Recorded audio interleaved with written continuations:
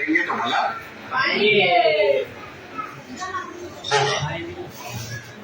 ठीक। पहला पैराग्राफ है, हाथ में पेंसिल जरूर रखें। एक पेज का टारगेट है, सिर्फ ये पेज हम लोग को आज पढ़ना होगा, इसके अलावा नहीं पढ़ना।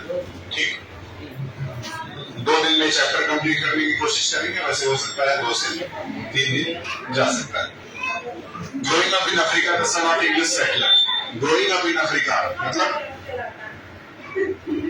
जिस इंसान, जिस व्यक्ति की बात हो रही है वो कहाँ का है तो इंग्लिश का, मतलब इंग्लैंड का। माइक ये वाला है और एक माइक जो यहाँ लगाया जाता है गोल वाला, वो मंगवा दीजिए।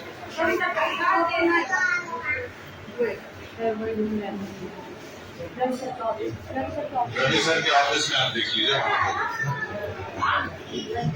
ठीक है। चलिए, ग्रोइंग मतलब बड़ा होना, लिखते जाइए। ग्रोइंग मतलब बड़ा होना। In Africa the son of English settler. English का मतलब यहाँ इंग्लैंड से है। इंग्लिश का मतलब यहाँ किससे है? इंग्लैंड नामक देश से है। याद रखिएगा, इंग्लिश का मतलब इंग्लिश भाषा से नहीं है।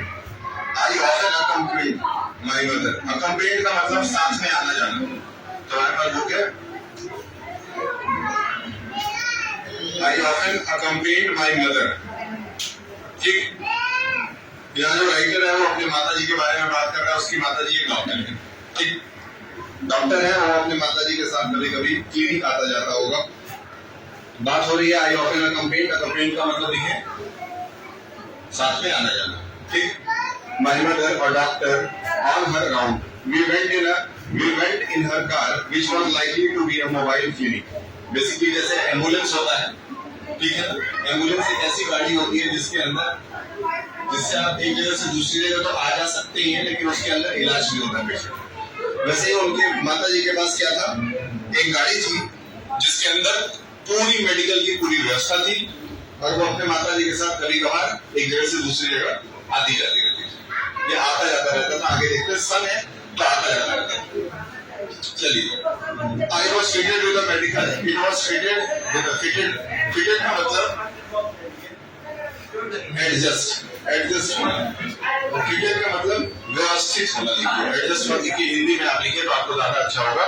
व्यवस्थित होना यानी कि उसके अंदर पूरे के पूरे मेडिकल इक्विपमेंट की व्यवस्था थी। Just with a wonderful array of equipment. Array मतलब प्रकार, एरे का मतलब यहाँ प्रकार से है। लिखिए प्रकार,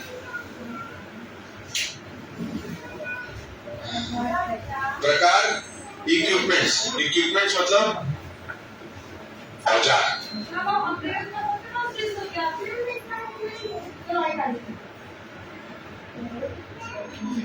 अभी जब किसी से पूछेंगे वर्ड मीनिंग जो लिखवाते हैं उसको जवाब देना। ठीक, उसके बाद अगला वर्ड है ग्लिटिंग। ग्लिटिंग का मतलब लिखिए चमकना।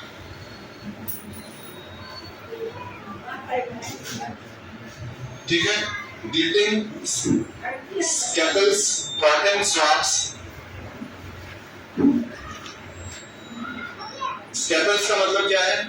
जिन औजारों का यूज डॉक्टर्स करते हैं कट करने के लिए, स्टिच करने के लिए। अलग अलग जो चमकने वाले औजार होते हैं उनके पास स्टील के बने हुए होते हैं। ठीक है, उसको यहाँ पे स्कैपल्स कहा गया है।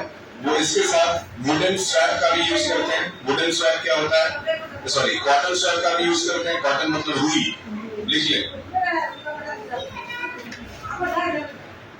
ठीक है, स्वैप का मतलब a piece of soft material. Swab यहाँ पे क्या है? A piece of soft material, a piece of soft material. याद रखें, डजन ऑफ पिल बॉटल। यहाँ पिल क्या है? दवा, दवा। यहाँ पिल्स का मतलब दवा, गोलियों से। पिल्स के बॉटल्स भी होते हैं, जैसे सिरप हो गया, पीने वाली जो दवाएं होती है। ठीक है, ट्यूब ऑफ ऑइंटमेंट। ऑइंटमेंट मतलब क्या होता है? क्रीम। जो छीलने पे, कटने पे जो क्रीम्स लगाए जाते हैं उसको ऑइंटमेंट कहते हैं। तो लिखे क्रीम। उठ जाओ।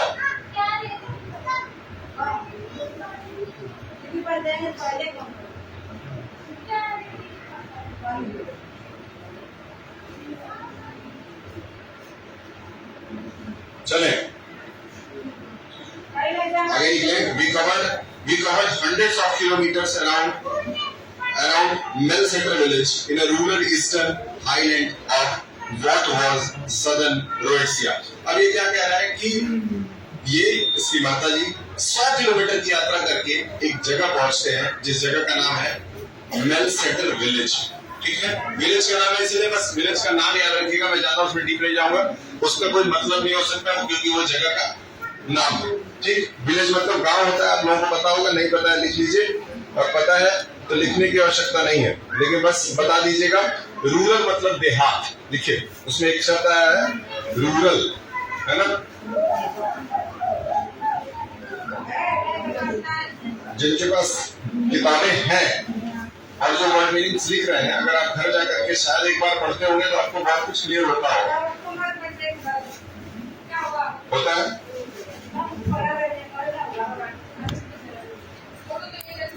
लेकिन उम्मीद है कि आप इसको पढ़ते नहीं हो।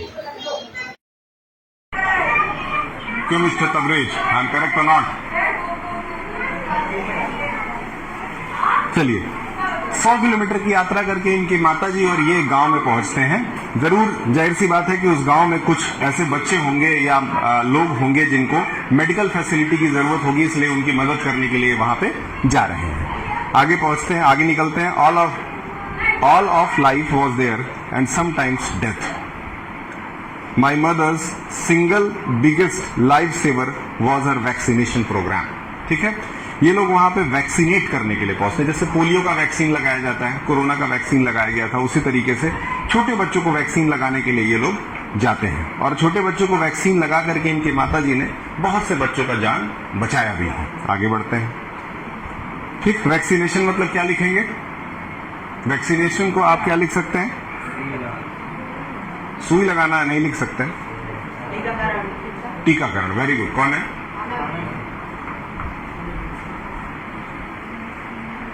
टीकाकरण, वेरी गुड। ठीक है, टीकाकरण आप लिख लें। Which was close to our heart, grand tour of inoculate. Inoculate एक शब्द है, इसका मतलब पीछे दिया हुआ है, इसलिए हम लोग वहीं से इसको लिखेंगे।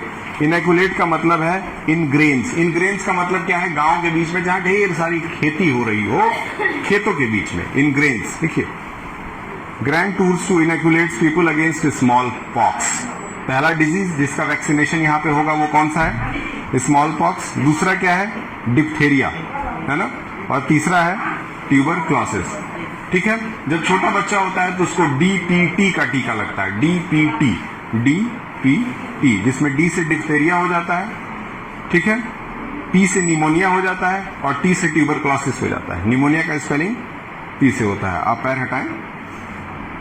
ठीक है, तो डीपीटी का टीका कब लगाया जाता है बच्चों को? सबसे पहला टीका जो होता है, एक बीसीजी होता है और एक डीपीटी होता है। ठीक है, टी में उनको ट्यूबरक्लोसिस भी है और एक टी से आपका टिटनेस का भी होता है। टिटनेस आप जानते हैं, कहीं लोहे से कट जाए तो टिटनेस का सुई लगता है। Very good. फिर है and polio became a part of our dry season routine.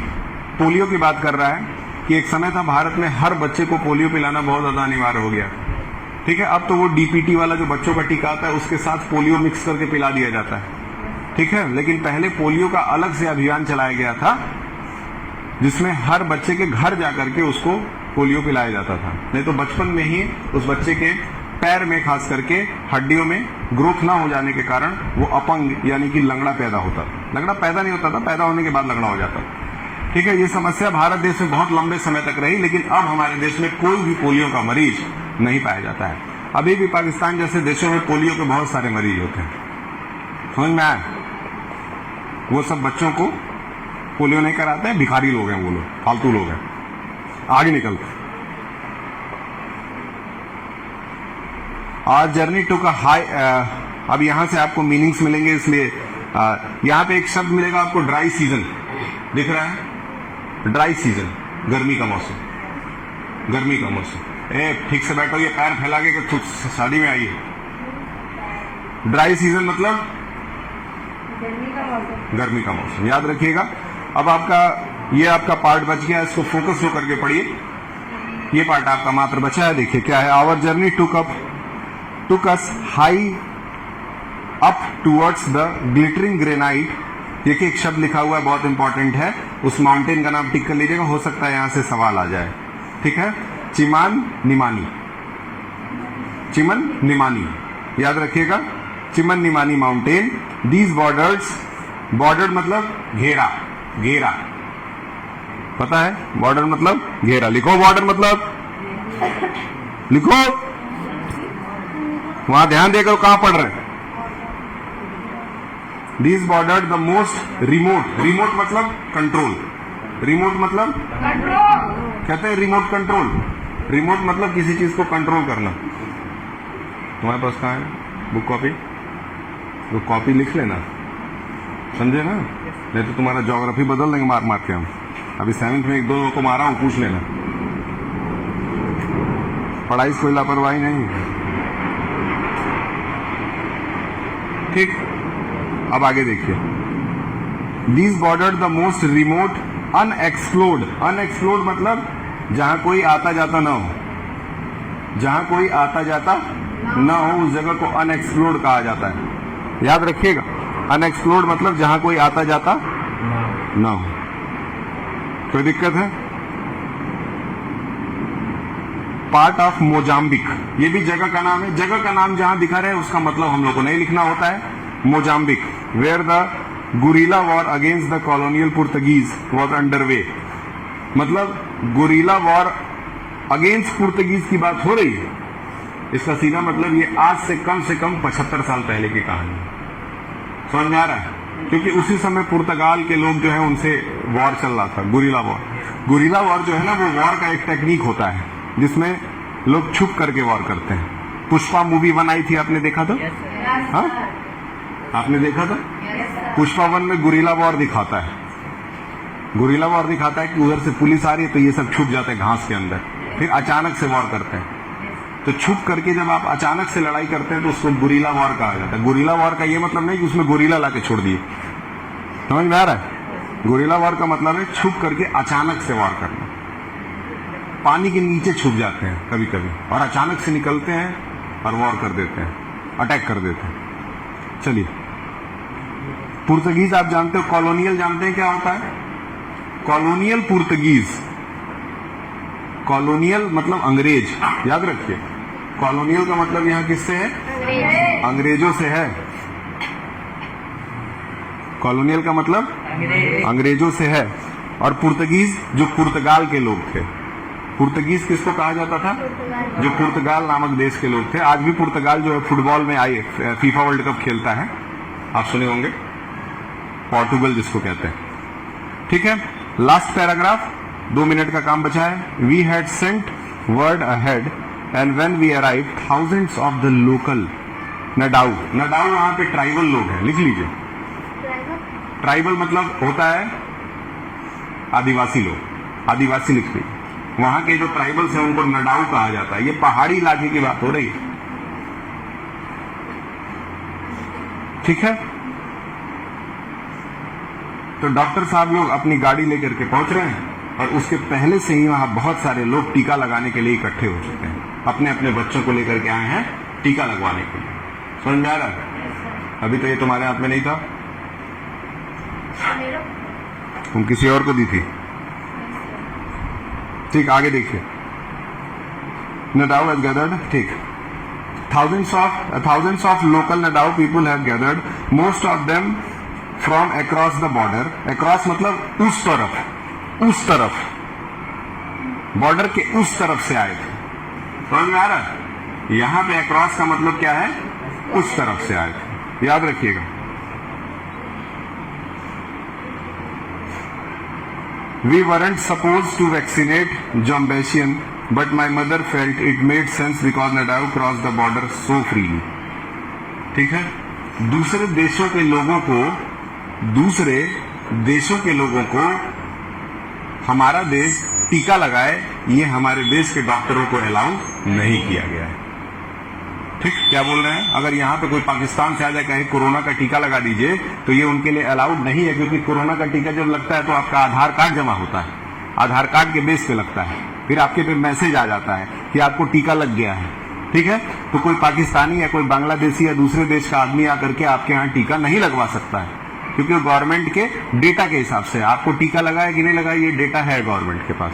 अब आप दोबारा लगवाने जाएंगे, शौक से कहेंगे एक टीका और लगा दीजिए, तो 4-5 झापड़ मार के भगा देगा। सही है कि नहीं? उसका एक लिमिट।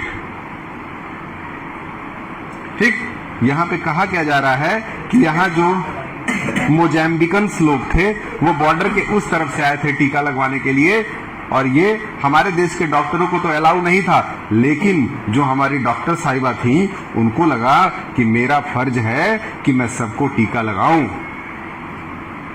ठीक है, क्लियर है? इनको क्या लगा कि इनका फर्ज ये बनता है कि चाहे कोई भी मरीज हो, चाहे किसी भी देश का बच्चा हो, उसको टीका लगाया जाए। अभी कल मैं न्यूज पे देख रहा था, एक छोटी सी एक महीने की 2 महीने की बच्ची है, उसको लोग छोड़ करके कहीं पे चले गए। छोटी बच्ची थी, रेड कलर के कपड़े में उसको लपेट करके एक जगह रख करके चले गए थे। क्या आपने भी देखा? आपने देखा? हंस रही थी लड़की, बहुत सुंदर लड़की थी, हंस रही थी, है कि नहीं? तो ऐसे आज भी जो है देश के अंदर जो है वो एक तरफ लड़कियों को पढ़ाया लिखाया जा रहा है, लेकिन एक तरफ कुछ 3rd क्लास टाइप के लोग हैं जो कि बच्चियों के साथ ऐसा भी करते हैं। बच्चियों के साथ क्या, बच्चों के साथ भी कर सकते हैं। समझ में आया? ठीक है, अब लड़के लड़कियों में कोई अंतर नहीं है, लाठियां दोनों खाती हैं, है कि नहीं? जंतर मंतर पे लाठियां दोनों को पड़े, लड़कों को भी पड़े, लड़कियों को भी पड़े। लड़कियां भी प्रधानमंत्री गाली देती हैं, लड़के भी गाली देते हैं, दोनों बराबर। सही बोल रहे हैं? ठीक। अब देखिए, अब एक बार और देख लेते हैं इसमें कोई। हाँ, सो फ्रीली, फ्रीली मतलब आजादी के साथ। लास्ट वर्ड लिखिए, फ्रीली मतलब आजादी के साथ।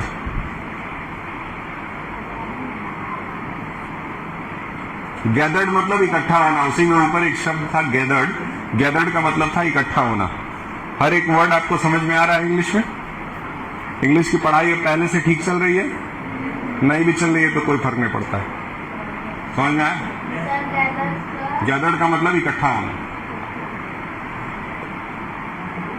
The only purpose of studying English is you are speaking it और नॉट। आपके इंग्लिश पढ़ने का सिर्फ एक ही पर्पज है कि आपको इंग्लिश बोलने आना चाहिए। अगर नहीं आ रहा है फिर आप इंग्लिश पढ़ते हैं, उसका कोई सेंस नहीं बनता। दूसरी चीज ये है कि इंग्लिश ग्रामर जो होता है, क्या होता है? एक सब्जेक्ट है इंग्लिश ग्रामर, वो इस दुनिया का सबसे बेकार सब्जेक्ट है। समझ में? सबसे बेकार। क्यों बेकार है? पहली बात तो हमारी भाषा है नहीं अंग्रेजी, हमारे ऊपर थोपा गया है, और थोपने के बाद उसके नियम भी कहे गए हैं कि वो भी याद करिए। समझ में आ रहा है? एक तो दूसरे देश की भाषा, लेकिन उसके नियमों को भी कहा गया कि आप याद करिए कि हेड के बाद क्या लगता है। हमको कभी जरूरत ही नहीं पड़ी हेड के बाद क्या लगाने की, हमको कभी जरूरत ही नहीं पड़ा डज लगेगा कि डिड लगेगा, कैन लगेगा, कुड लगेगा। हम सुनते सुनते अपने क्लास में बच्चों के साथ बैठते बैठते सीख गए अंग्रेजी बोलना, हमको कोई जरूरत नहीं ग्रामर की। लेकिन आप क्योंकि स्कूल में पढ़ने आते हैं तो आपका सब्जेक्ट है, तो इसीलिए आपको उतने मात्र के लिए पढ़ना। लेकिन the most important thing is that you should know how to speak. और आपस में जब आप बातचीत करते हैं, घर में बात करते हैं, स्कूल में बात करते हैं, खास करके स्कूल में आपको अच्छा माहौल मिल जाएगा। स्कूल से आप कुछ मत सीखिए, सिर्फ एक चीज सीखिए, इंग्लिश बोलना सीख लीजिए, बस। वो जिंदगी भर आपके काम आएगा। क्या है बताइए? और सर क्लास में सब कौन से क्लास के फाइटिंग? सर वहाँ पर जब रास्ते में सब कर रहे थे। ये वही बच्चा है ना, 6 के है ना, ये 6 के है ना। ये कौन से थे? ये फाइटिंग वाली। चलिए चलिए चलिए, ठीक है, आप कृपया जा सकते हैं। Thank you sir.